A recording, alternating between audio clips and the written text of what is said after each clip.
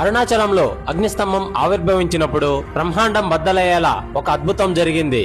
పరమశివుడు ఆది అంతం లేని మహాగ్ని స్తంభంగా మారిన ఆ క్షణం కోటి సూర్యులు ఒక్కసారిగా ఉదయించినట్లు విశ్వమంతా కళ్ళు చెదిరే కాంతి. ఆ వేడికి సముద్రాలు మరిగి ఆవిరయ్యాయి. భూమి బద్దలైపోతుందేమో అన్నట్లు కంపించింది. పంచభూతాలు వణికిపోయాయి. సమయం కూడా ఆగిపోయింది. దేవతలంతా భయంతో స్వామి లోకాన్ని కాపాడండి అని ఆర్తనాదాలు చేశారు.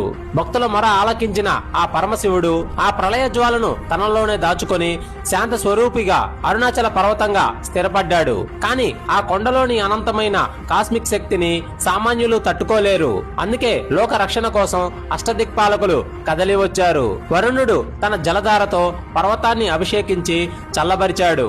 వాయువు చల్లని గాలిని వీచాడు. ఇంద్రుడు, అగ్ని, యముడు ఇలా 8 దిక్కుల అధిపతులు ఆ కొండ చుట్టూ రక్షణ వలయంగా మారి తమ ప్రాణశక్తిని ధారపోసి అష్టలింగాలను ప్రతిష్ఠించారు. అరుణాచలం ఒక మహాశక్తి కేంద్రం. అయితే ఈ లింగాలు ఆ శక్తిని మనకు అందించే ట్రాన్స్ఫార్మర్లు. ఆనాటి ఆ అగ్ని స్తంభమే నేటి మన అరుణాచలం. స్మరిస్తేనే ముక్తినిచ్చే సాక్షాత్ కైలాసం. ఫ్రెండ్స్, కామెంట్ లో రాయండి అరుణాచల శివ అని. ఫ్రెండ్స్, ఇలాంటి భక్తి వీడియోల కోసం జయకేతనం ఛానల్ ని ఇప్పుడే సబ్స్క్రైబ్ చేసుకోండి.